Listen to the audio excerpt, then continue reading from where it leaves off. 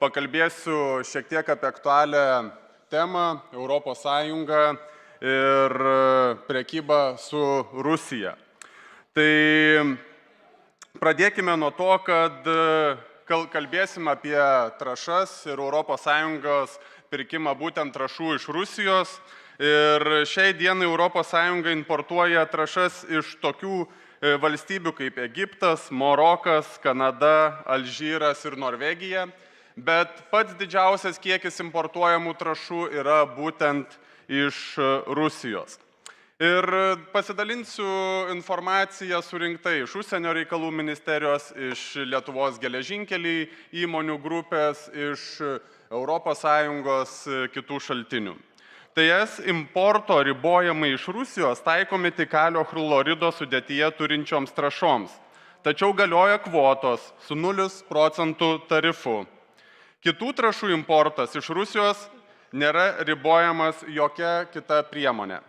Tai yra numatytos tokios kalio trąšų importo kvotos, kurių niekada Europos Sąjunga nėra viršijusi. Ir ji, kitaip sakant, importuoja visas trąšas, kokias tik nori, be jokių apribojimų ir be jokių tarifų, tol kol neviršyja kvotos. Taipogi, kalbant apie importavimą rusiškų trąšų į Europos Sąjungą, mes turime tokį kiekį, 30 procentų visos Europos Sąjungos trąšų sudaro rusiškos trąšos. Iš kur jos važiuoja į Europos Sąjungą? Tai yra 3 pagrindiniai uostai, kurie vykdo rusiškų trąšų krovą. Tai yra Gdanskas ir 2 didžiausi Europos uostai - Antverpenas ir Rotterdamas. Taipogi daugiausiai rusiškų trąšų į Europos Sąjungą patenka tranzitu, sunkiuoju transportu per Baltarusiją į Lenkiją. Na, galim pasišnekėti su mūsų ūkininkais, nes ūkininkai labai aiškiai mato iš pačių trąšų, ar trąša yra rusiška ar baltarusiška, bet čia jau būtų visiškai kitas klausimas. Taigi, kita medalio pusė yra, kad čia turime ir Lietuvos interesą, kadangi Lietuva ir Klaipėdos uostas buvo ir iš esmės yra iki šiol trumpiausias tranzitinis kelias trąšoms į Europos Sąjungą. Bet čia atsiranda kažkur tai interesų grupės. Kodėl baltarusiškos trąšos yra 100 procentų sankcionuojamos, o rusiškos trąšos pilnai be jokių sankcijų važiuoja į Europą ir sudaro daugiau negu 30 procentų visų trąšų. Ir iš esmės šitas skaičius nuo 2022 metų yra augantis. Kiekvienais metais Europos Sąjunga importuoja daugiau rusiškų trąšų. Tai pašnekėkim šiek tiek apie Lietuvos geležinkelius. Kokią situaciją mes turime čia Lietuvoje. Tai ką teigia Lietuvos geležinkeliai? Krovinių apimčių sumažėjimas turėjo tiesioginę neigiamą įtaką grupės pajamoms.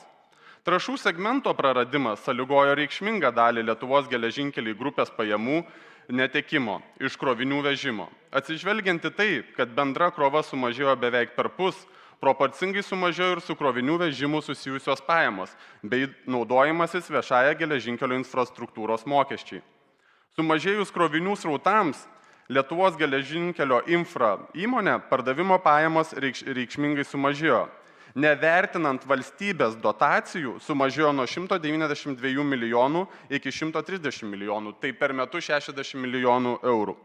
Sumažėjus krovinių apyvarta, bendros Lietuvos geležinkelių kargo pardavimo pajamos sumažėjo nuo 390 milijonų iki 294 milijonų. Tai yra 90 milijonų per vienus metus. Tai pasižiūrėkime, ką sako skaičiai.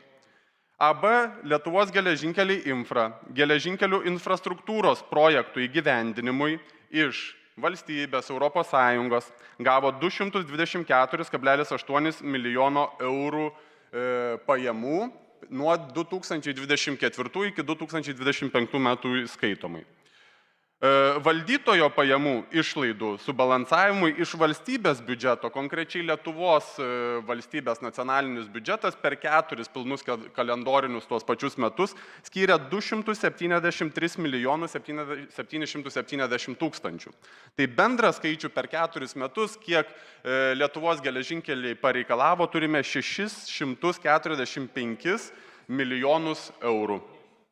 Ir čia yra ne viskas, čia yra tik Lietuvos geležinkeliai, tranzitas, mes taipogi turime ir darbuotojų skaičiaus laikotarpio sumažėjimą. Tai 2019 metais visoje grupėje dirbo daugiau negu 9 tūkstančiai darbuotojų Lietuvos geležinkelių grupėje. 2022 metais mes šitą skaičių jau turėjome šiek tiek didesnį negu 6 tūkstančiai darbuotojų. Taip, optimizavimas, kiti veiksniai, bet didžiąją to dalį sudarė būtent tranzito sumažėjimas. Kitas dalykas, mes turime krovos įmonės, Lietuvos uoste dirbančias įmonės, kurios nebegavo pajamų, atleido 100 darbuotojų. Tai preliminariai, įmant pesimistinį variantą, pabrėžiu pesimistinį, šitos įmonės negavo daugiau negu 90 milijonų pajamų per 1 metus. Tai yra daugiau negu 365 milijonai per 4 metus. Sudėkime sumas su Lietuvos dotacijom, kurių nebūdavo iki 22 metų. 22 metais pirma Lietuvos valstybės dotacija, 60 milijonų Lietuvos geležinkeliams, iki tol mes jų neturėjom. Mes turime nuostolių daugiau negu 1 milijardą eurų pajamų į valstybės biudžetą. Tai yra beveik tiek pat, kiek Lietuva skyrė Ukrainai per 4 metus. Tai yra daugiau negu 1 milijardą. Šiuo atveju 2 minusai nesudaro pliuso. Tai yra minus 2 milijardai iš Lietuvos biudžeto, kai tuo atveju mes galėjom turėti visišką nulį ir būtent iš surinktų lėšų mes jas galėjome skirti Ukrainai. Taipogi aš neapimu kitų įmonių, kurios aptarnavo logistiką, paslaugas ir kitus veiksmus, darbino darbuotojus ir panašiai. Tai poveikis mūsų verslams ir mūsų valstybei yra didžiulis. Ir pabaigai norėčiau paminėti kelis dalykus, būtent kas yra numatyta mūsų nacionalinėje teisėje. Trąšų sudėtyje turinčių kalio chlorido importo, pirkimą ir perdavimą iš Baltarusijos į ES draudžia ES ribojančios priemonės. Pabrėžiu, Lietuvos ir Latvijos vertinimų draudimas... Jūs išnaudojote netgi frakcijos vardu skirtą laiką. Prašom. Lietuvos ir Latvijos vertinimų draudimas apima ir šių trąšų tranzitą per ES trečiasias šalis. Tai būtent Lietuvos ir Latvijos vertinimų. Jokios kitos šalies vertinimų tai neapima tranzito draudimo. Ir mes puikiai tai matome būtent Lenkijos pavyzdį. JAV sankcijos Belaruskali dukteriniai eksporto įmoniai, Baltarusijos kalio kompanijai ir jos dukteriniai įmoniai Agro Rozvit sankcijos buvo panaikintos 2006 metais kovo 26 dieną Jungtinių Amerikos valstijų. Tai klausimas paprastas. Kieno interesais yra aukojama Lietuvos nacionalinis interesas, darbuotojai, pajamos ir visa kita informacija. Ačiū Jums. Gerbiami kolegos, 2026 m. birželio 16 dienos rytinį plenarinį posėdį skelbiu baigtu.